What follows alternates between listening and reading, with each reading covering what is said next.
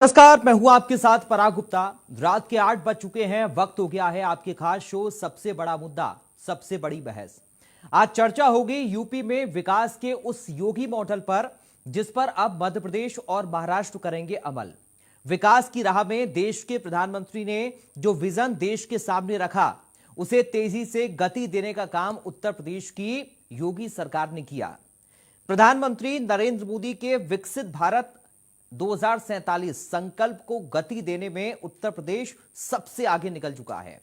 मुख्यमंत्री योगी आदित्यनाथ ने जिस दूरदर्शी सोच के साथ विकसित यूपी एट 2047 का बिगुल बजाया था, आज वही मॉडल देश के अन्य राज्यों को प्रेरणा का स्रोत बना है। अब उत्तर प्रदेश की राह पर चलते हुए महाराष्ट्र और मध्य प्रदेश की बीजेपी सरकारों ने भी मिशन 2047 को अपने राज्यों में लागू करने की घोषणा कर दी है। महाराष्ट्र के मुख्यमंत्री देवेंद्र फडणवीस और मध्य प्रदेश के मुख्यमंत्री मोहन यादव ने योगी आदित्यनाथ से प्रेरणा लेते हुए अधिकारियों को तुरंत कार्य योजना बनाने के निर्देश दिए हैं, जिससे कि यह साफ संकेत है कि राष्ट्रीय राजनीति में विजन 2047 का फॉर्मूला और एजेंडा प्रधानमंत्री मोदी के नेतृत्व में योगी आदित्यनाथ की यूपी सरकार तय कर रही है। राजनीतिक विश्लेषक मानकर चल रहे हैं कि जिस तरह योगी सरकार के अभियान पर आम लोगों की भागीदारी हो रही है, उसका भविष्य में बड़ा पॉलिटिकल इंपैक्ट नजर आएगा। अब ऐसा क्यों कहा जा रहा है, तो उसकी वजह भी जान लीजिए। दरअसल उत्तर प्रदेश पहला राज्य है जिसने न सिर्फ 24 घंटे का विशेष विधानसभा सत्र बुलाकर पक्ष और विपक्ष को विजन 2047 में भागीदार बनाया, बल्कि जनता को भी सीधे जोड़ने के लिए डिजिटल और ग्राउंड लेवल दोनों प्लेटफॉर्म तैयार किए।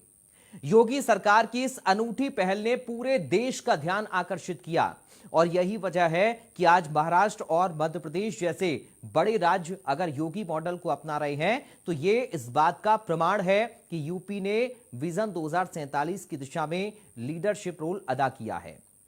आज इसी मुद्दे पर करेंगे चर्चा। हमारे साथ कुछ खास मेहमान भी मौजूद रहेंगे।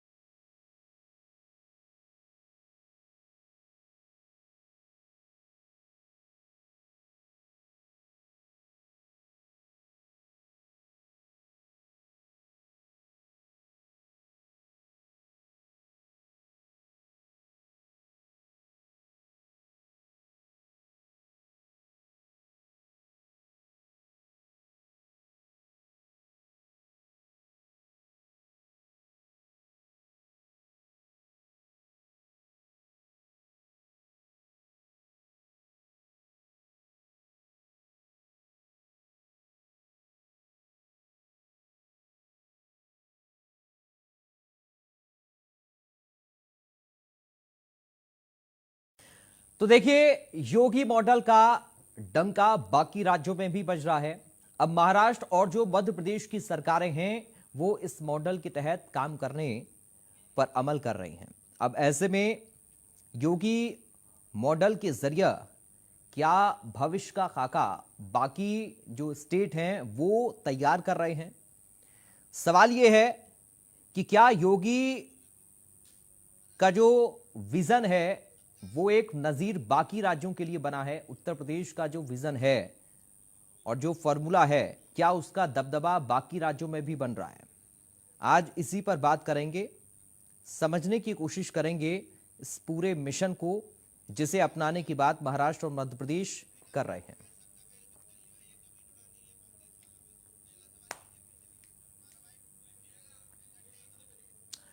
और चलिए, इस वक्त हमारे साथ कुछ खास मेहमान जुड़ गए हैं, सीधा आपका परिचय करा दें। हमारे साथ अश्वनी शाही हैं, बीजेपी से प्रवक्ता। अश्वनी जी, आपका स्वागत है। अशोक तिवारी हैं, समाजवादी पार्टी से प्रवक्ता। अशोक तिवारी जी, आपका स्वागत है।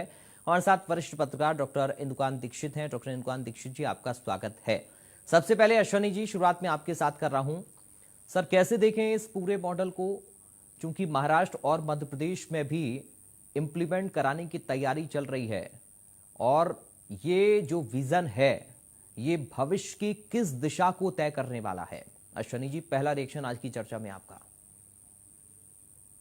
देखिए, उत्तर प्रदेश में 2017 में माननीय योगी जी के नेतृत्व में सरकार बनी, तो माननीय मोदी जी का जो कुशल मार्गदर्शन था, उसमें योगी सरकार ने एक विकसित उत्तर प्रदेश की संरचना अवधारणा को जो है जन्म दिया।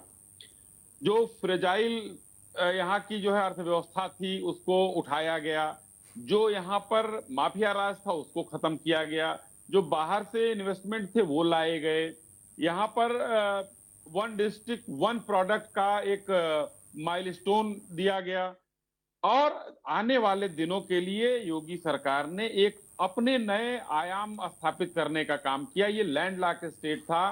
आज 6 हमारे एक्सप्रेसवे चालू हैं, 6 लगभग बन रहे हैं और 10 जो है हमारे स्वीकृत हैं। यानी कि 22 एक्सप्रेसवेज का जो है ये लैंडलॉक स्टेट जो है एक्सप्रेसवे के कुछ दिनों बाद 22 एक्सप्रेसवे के सपनों को साकार करेगा।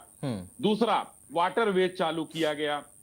हमारे एयरवेज 5-5 इंटरनेशनल एयरपोर्ट चालू किए। तो ये सारा एक विजन लेकर कलेक्टिव जो है एक सोच के साथ हम लोग आगे बढ़े, और जिसमें हमको अब 2047 तक हम 6 ट्रिलियन अर्थव्यवस्था की बात करते हैं कि देश के अर्थव्यवस्था में योगदान उत्तर प्रदेश का 47 तक विकसित उत्तर प्रदेश का 6 ट्रिलियन का होगा। अब उसमें उसके लिए उत्तर प्रदेश में उच्च शिक्षा का एक मानक तय करना था और ग्रामीण सफाई व्यवस्था का काम करके और ग्रामीणों को भी शिक्षित करना। तो आईटीआई की संख्या बढ़ाई गई, पॉलिटेक्निक की संख्या बढ़ाई गई कौशल विकास के लिए। और आज देखिए हमारे पास कौशल विकास से काफी लड़के निकल रहे हैं। आज पूरे प्रदेश में 24 जो है राज्य के विश्वविद्यालय हैं और 49 जो है निजी विश्वविद्यालय हैं। तो उच्च शिक्षा में अगर जाएंगे लोग तो उत्तर प्रदेश का उच्च शिक्षा से भी विकास होगा। तो ये चारों तरफ के इस तरीके के विकास को देखते हुए हम किस तरीके से, देखिए हमारी बेरोजगारी 17% थी, अशोक जी बैठे हैं इनकी सरकार में, आज 3% से भी कम है।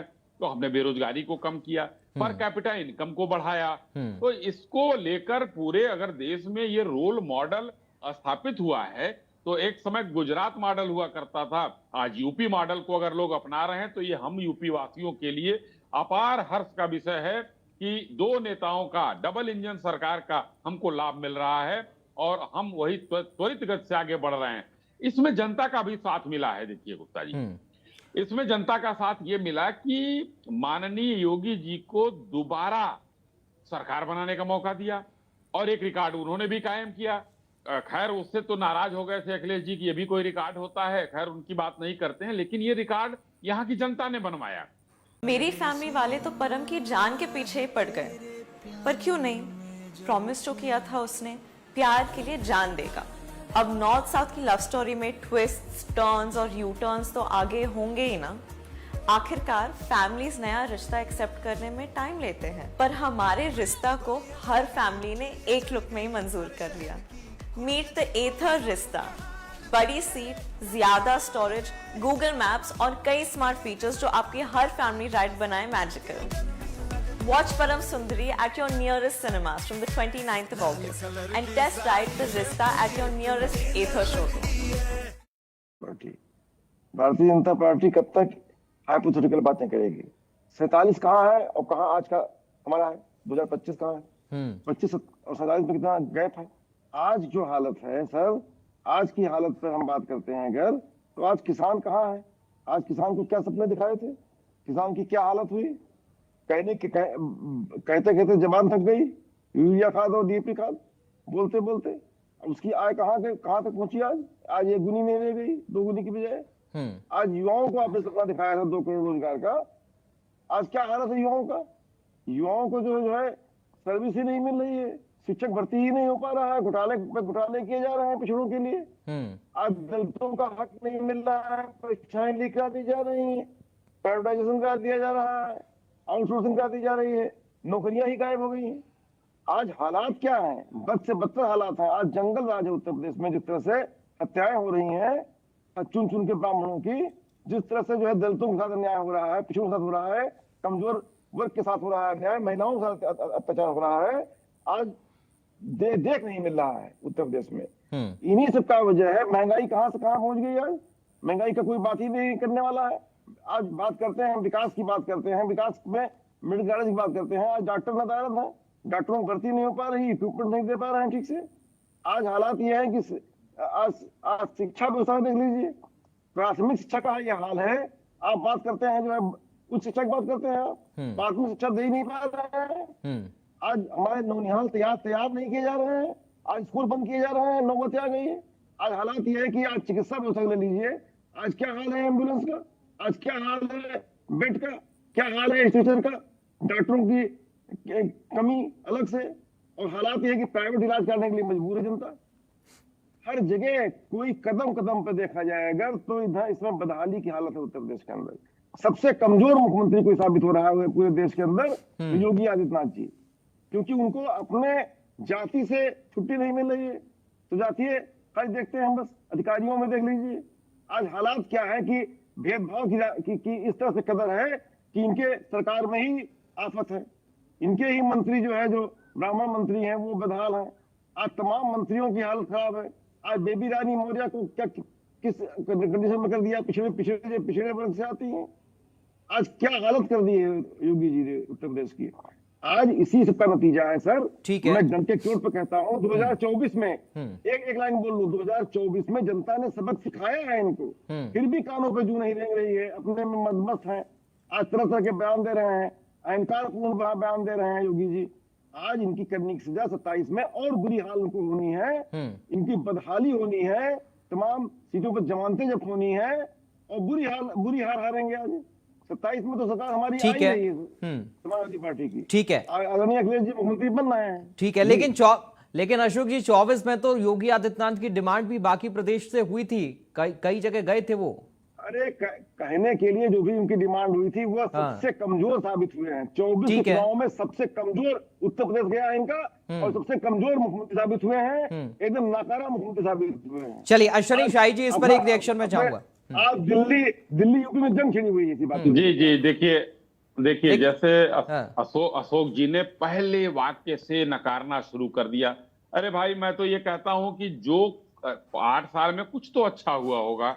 अब उन्होंने महंगाई की बात की। आज जो देश 7.6 के दर से आगे बढ़ रहा है, महंगाई दर 1.4 है, उसमें इनको महंगाई नजर आती है। ये आंकड़े कह रहे हैं और भारत सरकार के आंकड़े ये भी मानते हैं इस चीज को, लेकिन ये नहीं कहेंगे।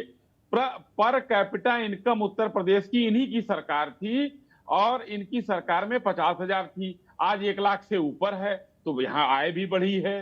तो इसमें इन लोगों को कुछ भी अच्छा नहीं नजर आएगा, क्योंकि दूसरे को अगर गड्ढे में गिराना हो तो उसको हीन भावना से देखिए, क्योंकि ये नहीं कर पाए उस चीज को। ये अगर कर लिए होते तो एक जो है, जो इन लोगों ने बनवाया, अच्छा काम किया। यहाँ उत्तर प्रदेश में जो है एक इन लोगों ने इनके समय में बना था एक एक्सप्रेसवे। आज हम 22 की बात कर रहे हैं। तो मैंने तो कहा बड़ा दिल दिखाते हुए कि इन्होंने भी, इनकी सरकार में भी एक बना था, लेकिन ये लोग उस पर से अभी उतरे नहीं हैं। इन्होंने सैफई में हवाई पट्टी बनवाई जो यादव परिवार के मित्र लोगों का जहाज उतर सके। हमने 5 हवाई अड्डे बनवाए जहां पर हम यात्रियों की सेवा के लिए, इंटरनेशनल यात्रियों की सेवा के लिए, और जेवर में तो बहुत बड़ा जो है कार्गो का भी एक वो होने जा रहा है। देखिए हिंडन चालू है, आगरा चालू है, कितने एयरपोर्ट, बरेली चालू है, मुरादाबाद चालू है, सब जगह हम। लेकिन अशोक तिवारी जी को ये सब नजर तो नहीं आ रहा है शनि जी? नहीं आएगा। देखिए अब एक कहा जाता ना, सावन के अंधे को सब हरा हरा नजर आता है। तो इनके में जब बेईमानी थी, भ्रष्टाचार था, जो फ्रेजाइल में थी, आज जो है पूरा उत्तर प्रदेश पूरे देश में 3रे स्थान पर है। इनके समय में कौन से स्थान पर था? 10वें 8वें पर था। तो ये लोगों को नजर वही आएगा, भ्रष्टाचार, चोरी और बेईमानी, और हर जगह गुंडा राज, तो वो नजर आता रहेगा। आज का विकास नजर नहीं आएगा इनको। जी ठीक है। अशोक तिवारी जी, बहुत सारे काम अश्विनी शाही जी ने गिनाए हैं, क्या ये समझा जाए, चूंकि उन्होंने कहा कि आपने अपने पहली लाइन से ही प्रदेश के विकास को नकारना शुरू कर दिया, क्या इतने सालों में एक विकास भी समाजवादी पार्टी को नजर नहीं आ रहा है? और जब यूपी से विकसित भारत का एजेंडा तय करने की बात हो रही है, तब पूरे उत्तर प्रदेश के विकास को विपक्ष नकार दे रहा है। क्या ये सिर्फ नकारने वाली राजनीति है विपक्ष की? क्या एक्सेप्टेंस बिल्कुल भी विकास को लेकर आप लोग नहीं कर पा रहे हैं? ये सीधा अश्विनी जी का आरोप है। जी सर, देखिए, विकास की बात तो बहुत दूर की बात है।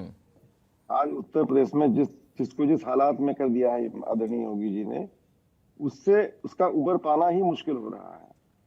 क्योंकि आज आज जो है उत्तर प्रदेश में युवा आज सबसे ज्यादा बेचैन है, अगर कहीं तो उत्तर प्रदेश में। आज 80 करोड़ लोग जो है हमारे इतने गरीब हो गए हैं कि 5 किलो अनाज पर निर्भर कर दिया गया है उनको।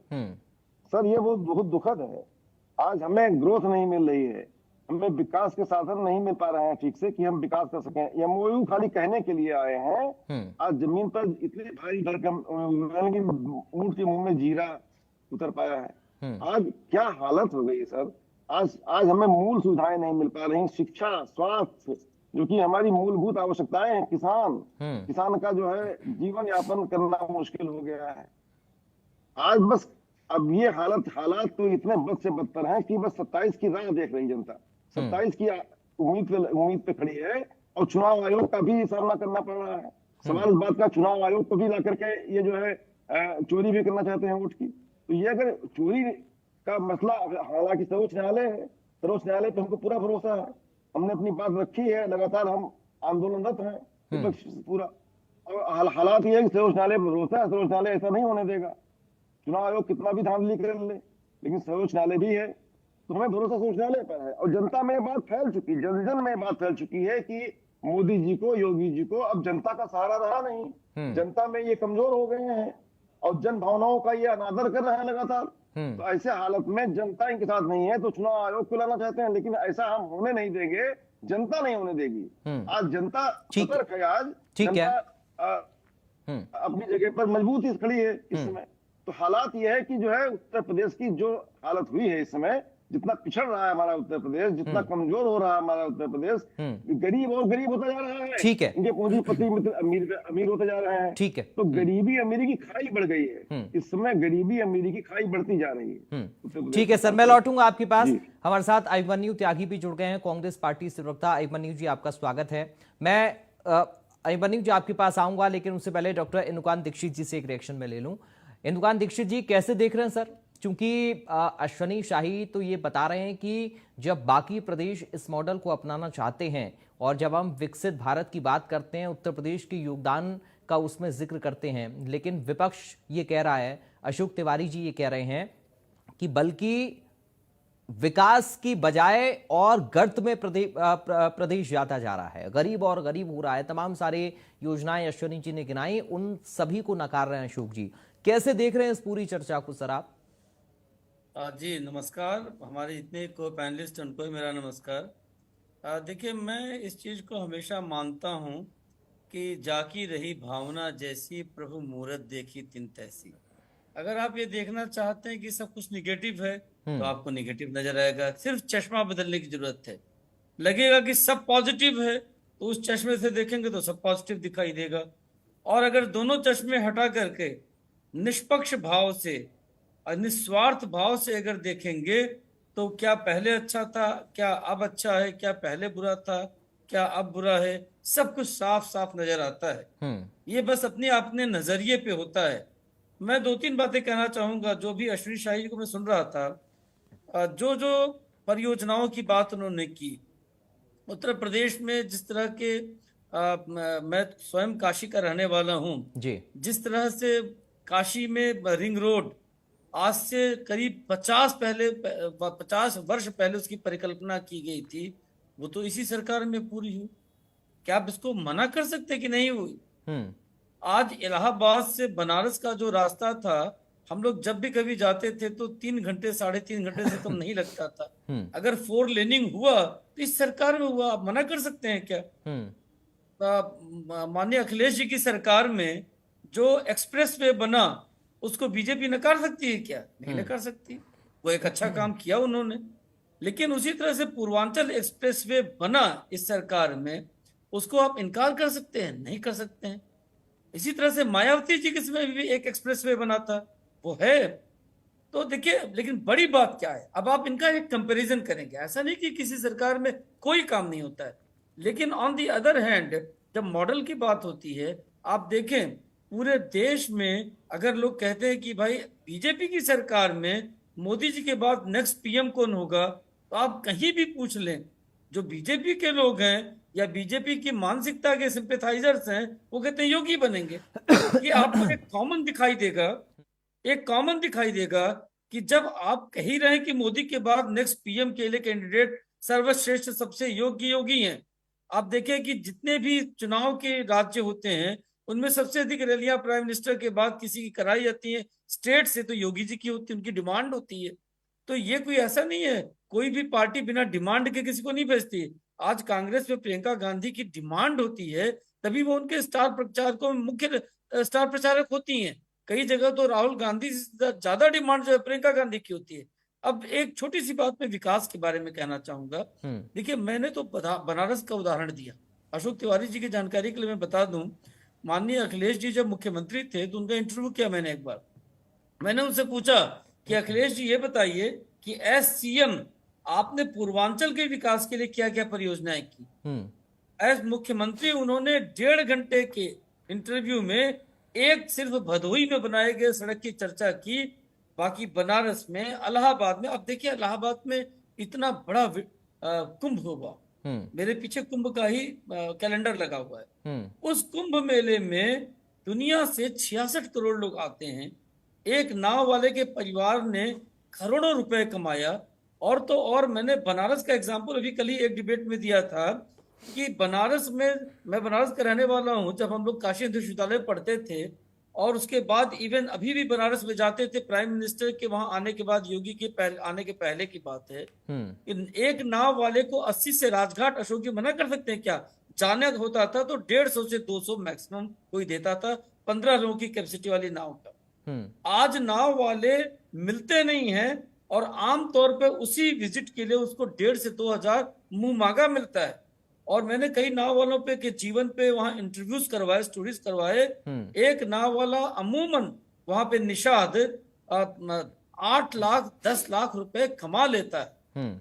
तो अब अगर देखिए उसके जीवन में, मैंने एक नाव वाले का इंटरव्यू किया, उसके घर में गाड़ी आ गई 4 व्हीलर, उसके बच्चे अच्छे स्कूलों में पढ़ने लगे, तो उस परिवर्तन को आप नकार नहीं सकते। और एक छोटा सा उदाहरण अशोक जी, आज बनारस में, इलाहाबाद में आपके लोग जाते हैं तो आपको कमरे, हम बाहर रहते हैं भी कर्नाटका में, लोग हमको अप्रोच करते हैं कि हमारा कहीं रहने का अरेंजमेंट करा दीजिए। होटल लॉज में कमरे नहीं मिलते हैं, लगातार बन रहे हैं। तो ये क्या लोगों को आय नहीं होता होगा? क्या रोजगार का सृजन नहीं होता होगा? इन चीजों को आप निखार दें। या बनारस की गलियों में जो सुधार हुआ, इलाहाबाद में जो सुधार हुआ, लखनऊ में मेट्रो की शुरुआत किया था माननीय अखिलेश जी ने जाते जाते, लेकिन उसका विकास किसने किया? आज पूरे उत्तर प्रदेश में कम से कम 10 एयरपोर्ट हैं, जिसमें अयोध्या का इंटरनेशनल एयरपोर्ट, गोरखपुर का एयरपोर्ट, आजमगढ़ का एयरपोर्ट। जब बनारस हमको आना होता है तो हमारे पास ये 3-4 विकल्प ऑटोमेटिक दिखाई देते हैं, पहले तो नहीं था। तो आप इन पे आंख मूंद करके चर्चा करेंगे तो आपको लगेगा कि सब कुछ खराब है, लेकिन इन चीजों की अगर चर्चा करेंगे तो इस मॉडल को, आज फिल्म सिटी की शुरुआत हुई नोएडा में, तो इन चीजों को आप अगर स्वीकार करेंगे तो निश्चित तौर पे कहेंगे कि हाँ, कुछ अच्छाइयां भी हैं वहां पे। जी ठीक है सर, मैं लौटूंगा आपके पास। अभिमन्यु त्यागी जी हमारे साथ हैं। अभिमन्यु त्यागी जी, कैसे देख रहे हैं सर इस पूरी चर्चा को? चूंकि मध्य प्रदेश और महाराष्ट्र में योगी मॉडल अमल किया जाएगा, तो कुछ ना कुछ तो प्रदेश में हो रहा है, तभी तो अमल करने की बात हो रही है। क्योंकि अगर कुछ बेहतर नहीं होता है तो कोई प्रदेश उसे अमल करने की बात नहीं करता है। आपको क्या लग रहा है सर, क्या बेहतर है प्रदेश के अंदर? तो जी, आपको पैनल में मौजूद सभी लोगों को नमस्कार, जय हिंद, वंदे मातरम। देखिए अशोक जी, क्या है 2025 में 22 साल आगे का जुमला दिखाना, यानी 5 किलो राशन मिल रहा है जनता को, भूख के बारे में पता नहीं है, रिपोर्ट कार्ड दे नहीं पा रहे पिछले 8 वर्षों का, और 22 वर्ष आगे का सपना वो लोग दिखा रहे हैं जो पिछले 8 वर्षों में इस प्रदेश के जो टूटी सड़कें, उसका गड्ढा तक नहीं भर सके। नेशनल हाईवे की बात करते हैं, पर ये नहीं बताते कि सारे नेशनल हाईवे कमर्शियल हैं।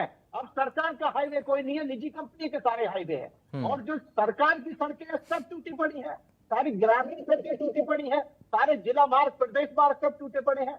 जहां टोल लगेगा बस वहां पर सड़क मिलेगी। आप क्या बात करते हैं?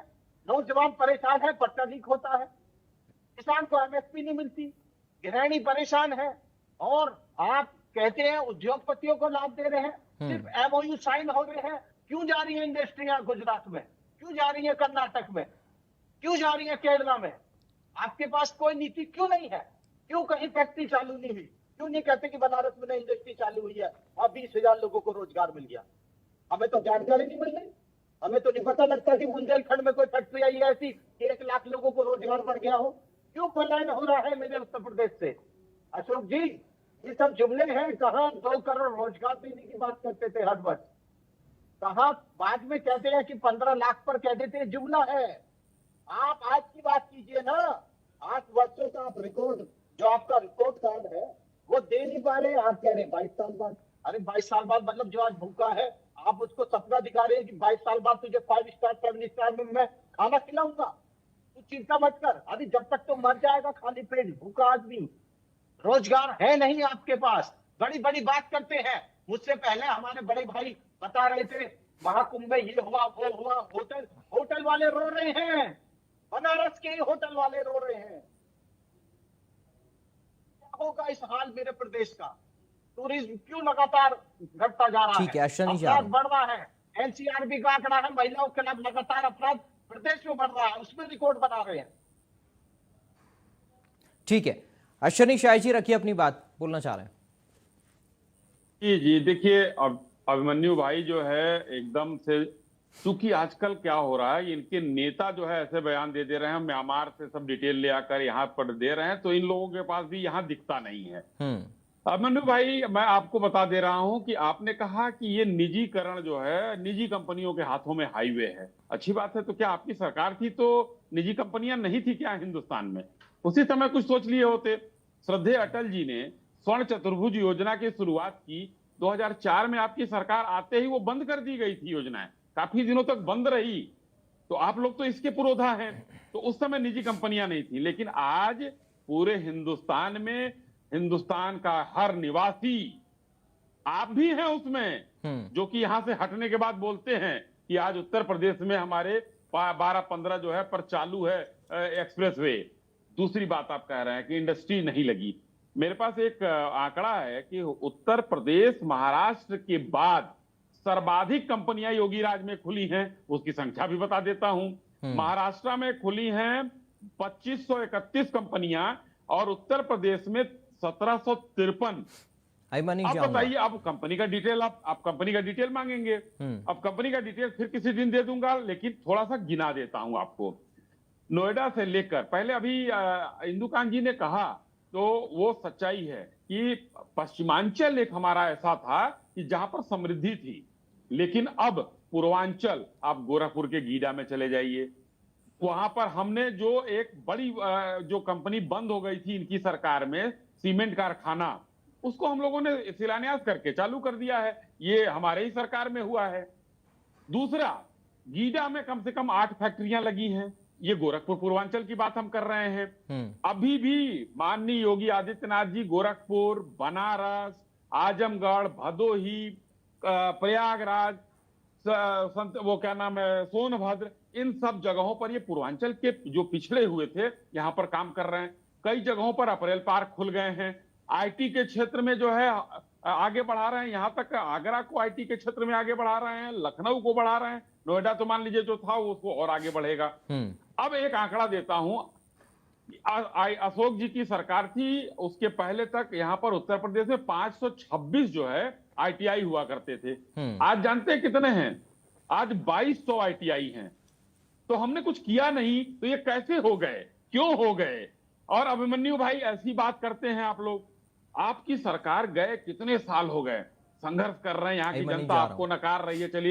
चलिए इस बार जो है अब अशोक भाई का साथ देकर 5-7 सीट आप पा गए हैं, अच्छी चीज है, मगर उत्तर प्रदेश के विकास की बात और 47 साल के बाद आज सोचेंगे ना, तब 47 साल के बाद करेंगे। और हम लोगों ने हर दिशा में कहीं ना कहीं कोई ऐसी चीज ना छूट जाए। मैंने कहा ना कि विश्वविद्यालय इतने वो हुए, इतने लोगों को जो है हम लोगों ने घर बनाया गरीबों के लिए, जिसमें 57 लाख हम दे चुके हैं, 36 लाख के लगभग बन के तैयार हैं जो कि देना है।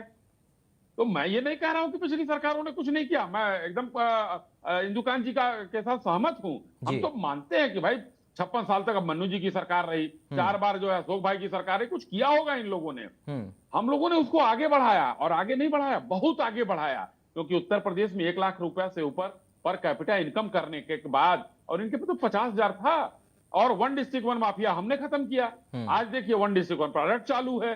तो ये आमूल चूल जो परिवर्तन हुआ है, यही बात है चश्मे का, कि आपने चश्मा कौन सा लगाया हुआ है। जी ठीक है, अभिमन्यु जी अपनी बात रखना चाह रहे हैं, रखिए सर, थोड़ा संक्षेप में रखिएगा, फिर मैं अशोक जी आऊंगा आपके पास। मैं बिल्कुल संक्षेप में बता रहा हूँ अशोक जी। हमारे बड़े भाई अश्विनी जी ने जो बातें कही, एक तो इंडस्ट्री का नाम नहीं बताया, लेकिन मैं कुछ बता देता हूँ, याद आ जाएगा इनको।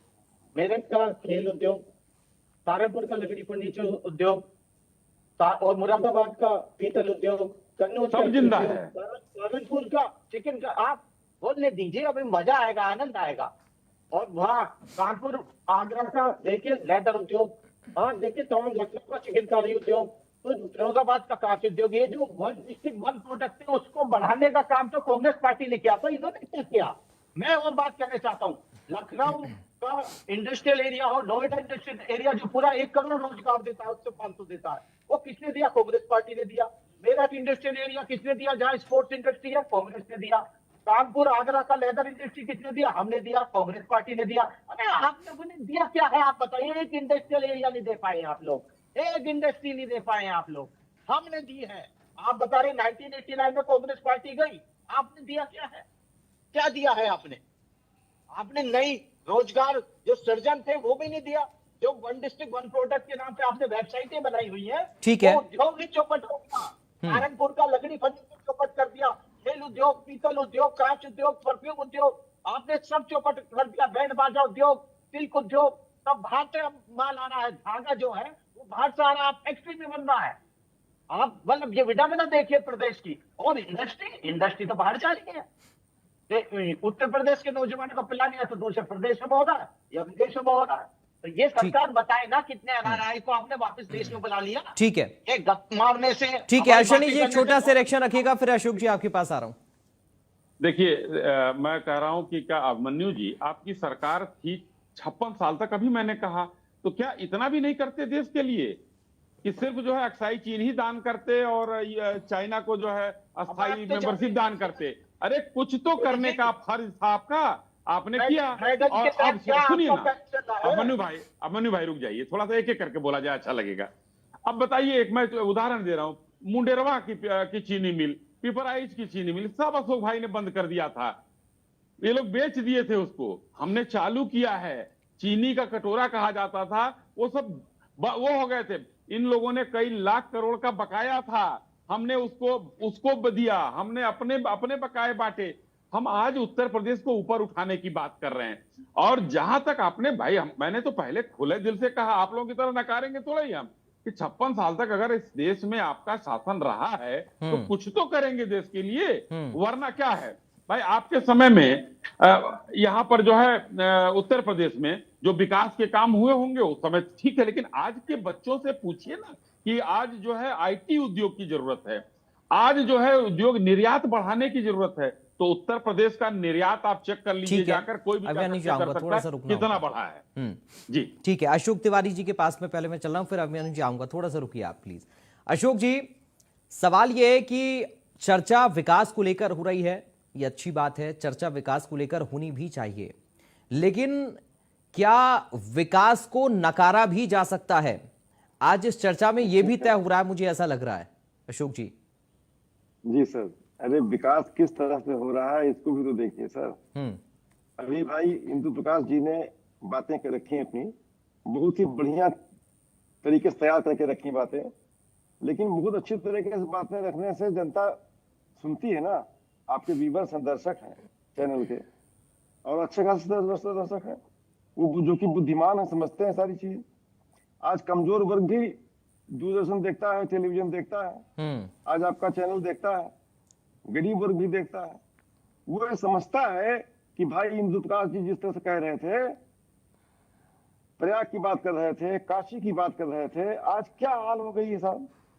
एक कोई कमा लेगा पैसा, एक घर में चला जाएगा पैसा, तमाम नाविक हमारे मल्लाह हमारे आज बेरोजगार हो गए हैं सर। आप सर, आपके पास तो कोई कमी है नहीं, ईश्वर आपको और बढ़ोतरी करे जीवन में। अरे लेकिन इंदुकान जी गरीबों ने का सर ध्यान देखिए। इंदुकान जी ने तो आपको एक बड़ा उदाहरण भी दिया नाविक का। सर मैं सुन रहा हूँ सर। हाँ, मैं कह तो रहा हूँ एक ही घर में भर देना और तमाम नाविक को बेरोजगार कर देना, तमाम मल्लाहों को बेरोजगार कर देना, तमाम नावें बंद हो जाए, ऐसे क्रूज चलाने से क्या फायदा है?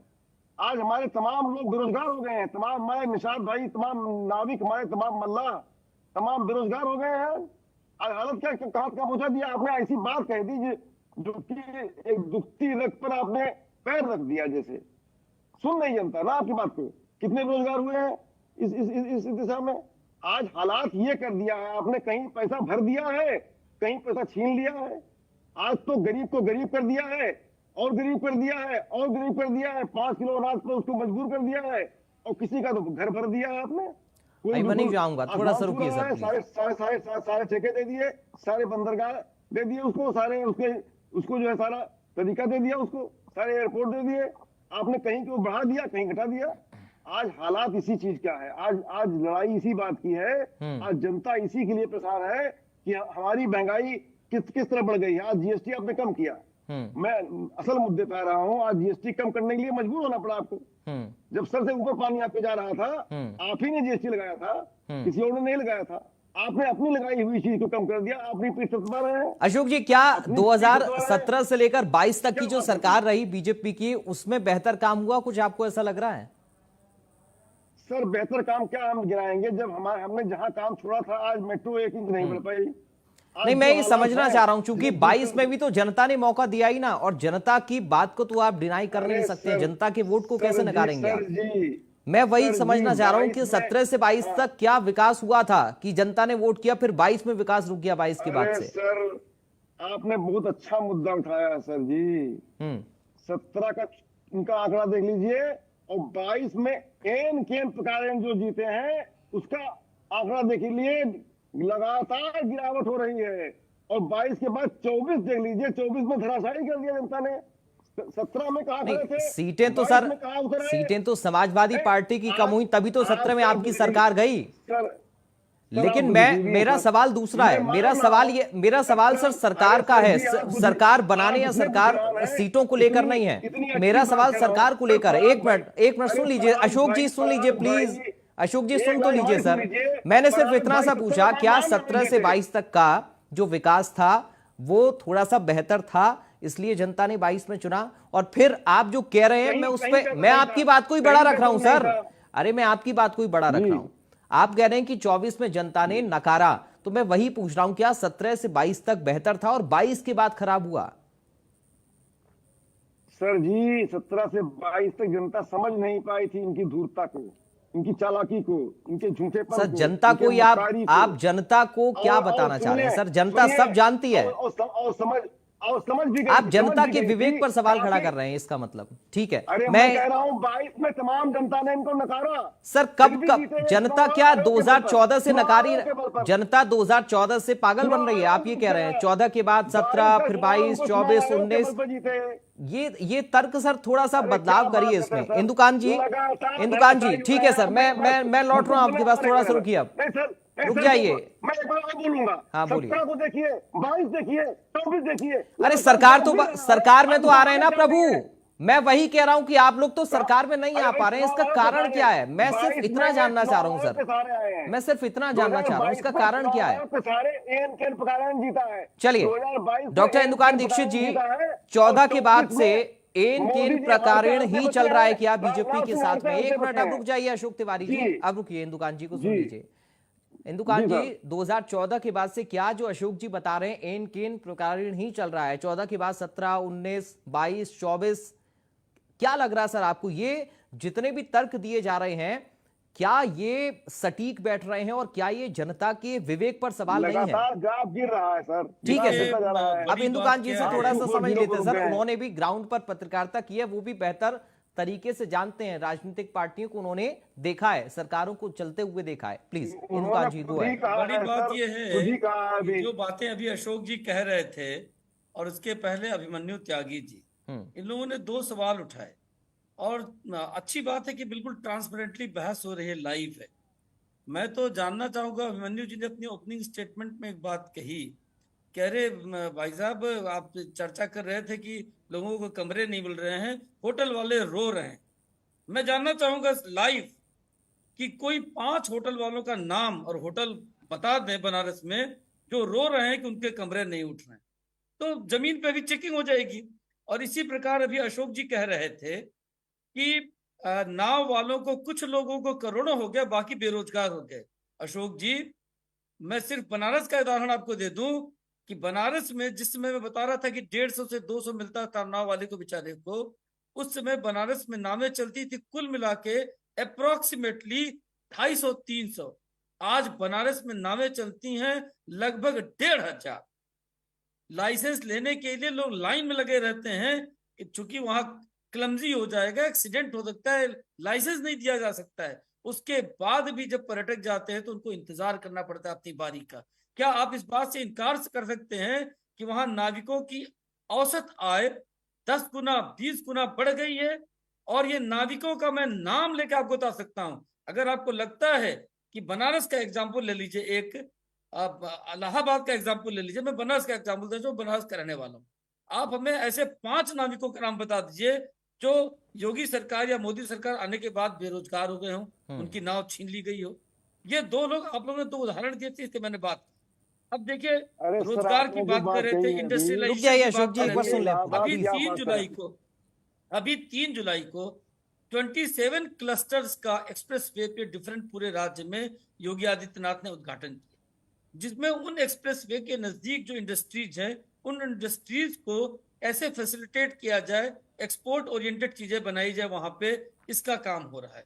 इसके अलावा देखिए, डिफेंस प्रोडक्शन में किस तरह से आगे बढ़ के कानपुर के आसपास प्रदेश में कई स्थानों पर लीडिंग रोल, ब्रह्मोस के उत्पादन की काम हो रहा है। आपके समय में क्या हुआ था? कल मैं सुन रहा था, एक प्रवक्ता समाजवादी पार्टी के कह रहे थे, मैं बहुत अफसोस हुआ। मैंने शुरू में ही कहा कि जिस पार्टी ने जो अच्छा किया है उसको अप्रिशिएट करना चाहिए, जो कमी है उसको डिस्कस करना चाहिए। आपने जिस तरह से नकार दिया कि कोई काम नहीं हुआ, मैंने तो उदाहरण दिया जमीन पे कि बनारस से इलाहाबाद जाने में 3.5 घंटा लगता था, 120 किलोमीटर। आज आप 1 घंटे में जा सकते हैं, 1.25 घंटे में जा सकते हैं। अरे बनारस में ही आप कैंसर का कोई हॉस्पिटल था, आज बीएचयू के बगल में इतना बड़ा, लोगों को टाटा मेमोरियल में मुंबई भागने के मिला, कोई शरण नहीं थी कहीं पे। आज वहां पे मैंने स्वयं अपने एक रिलेटिव का जब वहां इलाज कराया, तब हमें पता चला कि कितनी बड़ी फैसिलिटी क्रिएट हो गई। आपको नजर नहीं आता है। मैंने कहा कि अगर चश्मा आपने उल्टा पहन लिया तो आपको कुछ नजर नहीं आएगा। इसी प्रकार कितनी यूनिवर्सिटीज बनी, ठीक है, आपको नजर नहीं आएगा। इंडस्ट्रीज आपने कहा नहीं है, आज डिफेंस इंडस्ट्री में इस तरह से आगे बढ़ के काम हो रहा है, ये नजर नहीं आएगा। देखिए, डॉक्टर राम मनोहर लोहिया के नाम पे एक बड़ा हॉस्पिटल समाजवादी पार्टी के समय में लखनऊ में खड़ा हुआ, तो क्या उसको कोई नकार सकता है कि नहीं हुआ? लेकिन इसी तरह से इतने सारे medical college, engineering college Uttar Pradesh में खुले इस सरकार में, आप उसको कैसे आंख मूंद सकते हैं? ये I am really shocked, not surprised. ठीक है सर। अभिमन्यु त्यागी जी बोलना चाह रहे हैं, पूरा रखिए अपनी बात। देखिए अशोक जी, सबसे पहले मैं हमारे बड़े भाई इंदुकांत जी की मैं बात का जवाब देना चाहता हूं। सर मैं पराग इनका हूं, अशोक जी तो हमारे साथ समाजवादी पार्टी के प्रवक्ता हैं। अरे पराग जी माफ कीजिए। तो मैं उनकी बात के देखिए इसी तरह जवाब दे सकता हूं कि प्रश्न ये उठा कि एक गांव में भूखे लोग हैं, वहां रोजगार, वहां बाढ़ आई हुई है, और मैं कह दूं कि गांव में बाढ़ आई हुई है, ये कहेंगे गांव के 5 लोगों के नाम बता दो। अरे ये तो सामान्य ज्ञान का प्रश्न हो गया ना। अब मैं ये कह दूं अगर इनसे कि ऐसे होटल वाले लोग भी हैं, क्या पता मेरे रिश्तेदार भी हों, जिन्होंने ठेके पे देना पड़ रहा है मजबूरी में उन लोगों को, जब टूरिज्म जब नहीं चल पा रहा, तो इसमें इस तरह प्रश्न, वाकई ये सवाल तो होना नहीं चाहिए ना।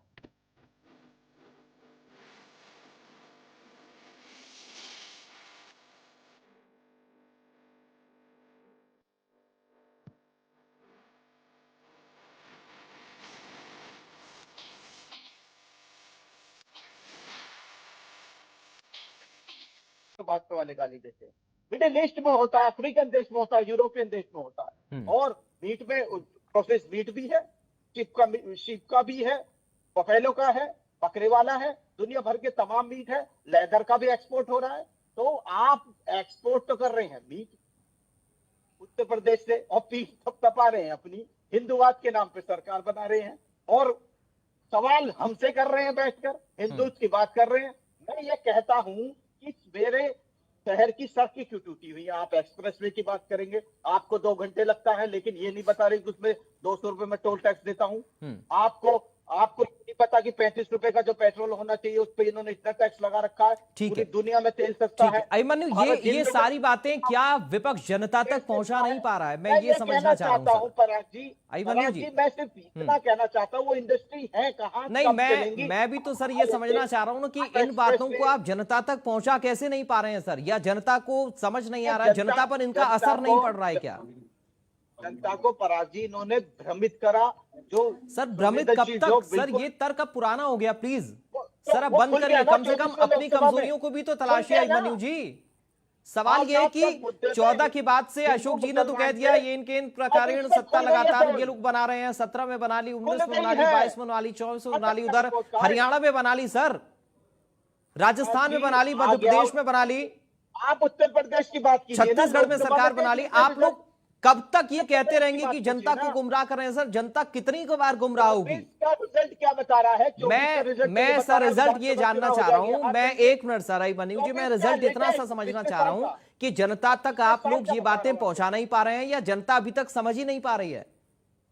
क्या विपक्ष की रणनीति में रत्ती भर भी कमी आपको नजर नहीं आती है? 1% आपको नहीं लगता है, 1% आपको नहीं लगता है कि हमें तो सुधार की जरूरत है? ये झूठ बोलते रहे सर हरियाणा में आप लोगों की सरकार बनते बनते रह गई, ये दावा कर रहे हैं वहां पे एक्सपर्ट। और क्यों? सिर्फ कांग्रेस की गुटबाजी की वजह से, सिर्फ कांग्रेस बैकफुट पर इसलिए आई, अच्छी खासी सीटें आप लोग लेकर आए, 5 सीटें आप लोकसभा की भी ले आए, लेकिन आप लोग सरकार नहीं बना पाते, क्यों? इसके पीछे के कारणों को आपने क्या समझने की कोशिश की? खैर, अश्वनी शाही जी जी बोलिए सर। मैं अभिमन्यु जी को और अशोक जी को एक लाइन से जवाब दे देता हूं। देखिए, हम 2-3 उदाहरण दे देते हैं। 2017-18 तक मैं 2 उदाहरण के साथ एकदम स्पष्ट के साथ बात करना चाहता हूं कि हमारे यहाँ एक जो है, हम लोगों ने जो धार्मिक और सांस्कृतिक पर्यटन का काम किया, सर वो ये कह रहे हैं कि आप इसके जरिए तुष्टीकरण की राजनीति करें, आप हिंदुत्व की राजनीति करें, उनका सीधा तो आरोप यही है, आप इसके जरिए आरोप लगाने। जी मैं जवाब दे रहा हूं, जवाब अपने आप में आ जाएगा और समझदारों को, आपके करोड़ों दर्शक सुन रहे होंगे, उनको भी जवाब मिल जाएगा। मैंने कहा नैमिषारण हो, विंध्य हो, काशी विश्वनाथ हो, प्रयागराज का कुंभ हो, या जो है राम मंदिर हो, इन सब चीजों में 16-17 तक 11,000 करोड़ का पर्यटन, इसमें आगरा भी शामिल था, ताजमहल उत्तर प्रदेश का होता था। आज इन्हीं धार्मिक पर्यटन और सांस्कृतिक पर्यटन से हम 50,000 करोड़ से ऊपर जा चुके हैं, और 2028 तक हम 70 से 80,000 करोड़ तक जाने की उस रखते हैं।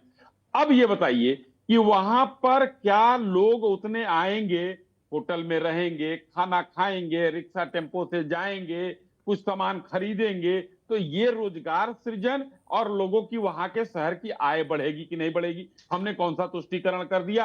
यही बता दें कि भाई, अगर हम तो कह रहे हैं कि तुष्टीकरण इनको भी करना चाहिए। राम मंदिर के साथ 5 एकड़ जमीन दी गई, आप पूछिए ना मस्जिद की नींव पड़ी कि नहीं पड़ी वहां? हमने तो भव्य राम मंदिर बनवा के खड़ा कर दिया। ये देखने वाली बात। दूसरी बात, दूसरी सुन लीजिए, स्कूटर इंडिया लखनऊ में इन्हीं लोगों के समय में बंद हुई थी। आज वहां पर क्या बन रहा है? ईवी बन रही है, जाकर देख सकता है कोई, लखनऊ शहर में है। तोप के गोले जो है, डिफेंस का जो नोड बना हुआ है उसमें तोप के गोले बन रहे हैं। अभी ब्रह्मोस भी का उद्घाटन हुआ है, थोड़ा सा इंदुकांत भाई ने अभी थोड़ा सा उसको कहा, तोप के गोले से लेकर ब्रह्मोस तक बन रहा है यहाँ, इनको भी नजर नहीं आ रहा है। तो अगर देखिए, एक नकारना सिरे से वो अच्छी बात है, लेकिन हमने जो जिस तरीके से आंकड़े दिए, ये सारे धरातल पर मिल रहे हैं। और एक अंतिम लाइन कहकर अपनी बात समाप्त करता हूं कि उत्तर प्रदेश में 96 लाख MSME इकाइयां हैं। अगर 2 आदमी को रोजगार एक में मिला हो तो भी 2 करोड़ रोजगार हो गया। इतना तो सोच लीजिएगा। अशोक जी की सरकार ने 2 लाख रोजगार नहीं दिया था अपनी सरकार में। जी बहुत संक्षेप में प्लीज, बहुत संक्षेप में आखिरी रिएक्शन है आपका। ये पराग जी अश्वनी जी की बात का सिर्फ इतना जवाब है, ये कह रहे तोप के गोले बन रहे हैं। अरे आपने वो लगाई क्या BHEL? आपने लगाई कि क्या हिंदुस्तान एरोनॉटिकल लिमिटेड? आपने बनवाया क्या है? सवाल तो मेरा सवाल तो सिर्फ ये है ना सर, उसे बंद तो नहीं किया। आपने अलग तरह से आप लगाई लोग हो। तर्क हमने- ऐसा देते हैं सर हमने तो जो बना समझ से कर परे देके होता गए है। हैं। अरे कोई हमने चीज अगर नहीं चालू करके हुई है गए तो हैं। उसे बढ़ाना ही विकास है सर। पॉइंट अशोक तिवारी जी बस मैं संक्षेप में आपसे रखिएगा कहना प्लीज। चाहता हूं, पराग जी, अशोक जी नरोरा हो गया पावर अभिमन्यु जी, समय एक दिन नहीं समय लगेगा कम है सर, पूरी। प्लीज अब मैं माफी चाहूंगा आगे के लिए। अशोक तिवारी जी का नंबर है, फिर मैं दुकान जी आपके पास आ रहा हूं। अशोक तिवारी जी, जी जी सर। इतने सारे चुनाव हो गए हैं सर, आपको लगता है कि सिर्फ यही है कि हम अगर जनता को बता रहे हैं कि बीजेपी विकास नहीं कर रही है तो इतना काफी है? जनता समझेगी कैसे? सवाल यह है सर। अशोक जी। सर जी, जनता पूरी तरह समझ रही है, आप भी समझ रहे हैं कि जनता समझ रही है। ऐसा नहीं कि आप ना समझ नहीं है। देखिए मैं अशोक आपको जी, दो बुद्धिमान बातें हो मानता गई। एक मिनट सर प्लीज, एक मिनट। दो बातें हो गई। एक तरफ आप ये कह रहे हैं कि जनता को इन लोगों ने गुमराह कर लिया है, दूसरी तरफ आप ये कह रहे हैं कि हूं। हमारी मैं बात को भी कहा- जनता मैंने कब समझ कहा रही है, ये तो मेरे- वोट कैसे ये जा रहा है मेरे फिर? शब्द नहीं है। अरे सर जी, मेरे शब्द नहीं है। आपके चैनल को नहीं बोला है गुमराह कर लिया है, मैंने नहीं बोला है। मुझे बोलने दीजिए अपनी बात ना सर। पराग जी, मुझे बोलने दीजिए। जो मैंने बोला वही बोलिए ना। मेरे जवाब में सर डालेंगे, आपने मुंह कहा, में डालेंगे बादशाह। अरे आप लोग तो ये मैंने कहते हैं गुमराह कि नहीं कहा। जनता को गुमराह मैं- ये इनके इन आप प्रकार लोग कहते सरकार हैं- बन रही है, अरे आपने ही मुझे- कहा सर। अरे मुझे समय देंगे 2 मिनट का और बोलने तो देंगे मैं वही नहीं। कह रहा हूं ना, आप दो बातें कर रहे हैं ना सर। एक तरफ तो आप कह रहे हैं जनता समझ अरे भी रही है, मैं- इनकी बात को मैं समझ तो चुकी कह है, रहा हूं, मुझे बोलने और दीजिए दूसरी ना। बात की जनता आप को इन बोल लोगों ने रहे हैं। गुमराह किया है, तो दोनों अलग क्या बातें हो बोल गई रहे सर। हैं? बोलिए। मुझे बोलने दीजिए। बोलेंगे मेरी बात को, जनता मान लेगी आपकी मेरी बात अरे को। बोलिए सर, बोलिए बोलिए, प्लीज बोलिए। मैं स्पष्ट रूप से कहना चाहता हूँ, चाहे जितना आप हाइपर करिए मुझको, लेकिन मैं अपना मैं हाइपर नहीं ठंडापन कर रहा हूं सर। छोड़ूंगा। मैं अपनी नम्रता आप खुद नहीं ही हाइपर छोड़ूंगा। हो रहे हैं। मैं विनम्र हूँ, विनम्र रहूंगा और बड़ी विनम्रता से बात कर रहा हूँ सर। जनता बहुत ही सर्वोपरि है उत्तर प्रदेश की, और वो सारी बातों को समझ रही है। किसी के घुमाने फिराने से, किसी की लच्छेदार बातों में आने वाली नहीं है। अब वो समझ चुकी है और लगातार दिखा रही है। ठीक है, आप बारीकी से देखें। ठीक है, 2022 मैं में समझ गया। आप ये 22 कह रहे हैं कि हारते- भविष्य में हारते- आने हारते वाले बचे भविष्य हैं। में, ठीक है सर, मैं समझ गया। मैं इसी बात को 22 में लेकर, हारते ठीक हारते है, बचे हैं, ठीक है। 24 में बुरी तरह हार गए हैं। चलिए 27 इंदुकान में जी, और ज्यादा ठीक है हारने इंदुकान वाले जी, हैं। अब जनता अशोक जी का ये एक दावा वोट है खड़ी है, कि अभी तक लामबंद जो है, हुआ सो किसान हुआ, लामबंद है, आने वाले मजदूर वक्त में, लामबंद है, आने किसान वाले लामबंद वक्त है, में, दलित लामबंद ठीक है, है, महिलाएं लामबंद ठीक है है, सर, और ठीक है। कमजोर वर्ग लामबंद चलिए है। इंदुकान जी, इनको उखाड़ के फेंकने के लिए इंदुकान जी, किस संकल्प ठीक है। मैं अशोक जी कह रहे हैं कि आने वाले जी। वक्त में अब सब कुछ सामने होगा। इंदुकान जी। देखिए, आर बड़ी पार बात है सुनाइए। पराग जी कि उत्तर प्रदेश में मैं अभी आपके चर्चा में आने के पहले देख रहा था सारे डॉक्यूमेंट्स और रिकॉर्ड्स। पिछले 2017 से लेकर अब तक लगभग 8 वर्षों में लगभग 15 लाख करोड़ का निवेश हुआ है डिफरेंट इंडस्ट्रीज।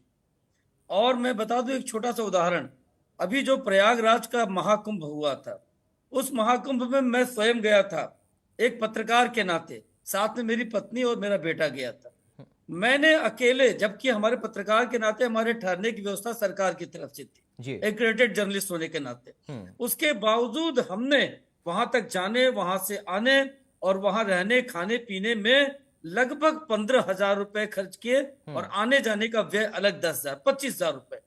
हमने ट्रेन किया, हमने फ्लाइट किया, हम वहां रहे, वहां पे लोगों को सगड़ वालों का उपयोग करके भीड़ में चले, सगड़ से मोटरसाइकिल पे चले, 200 रुपए दिए कई बार।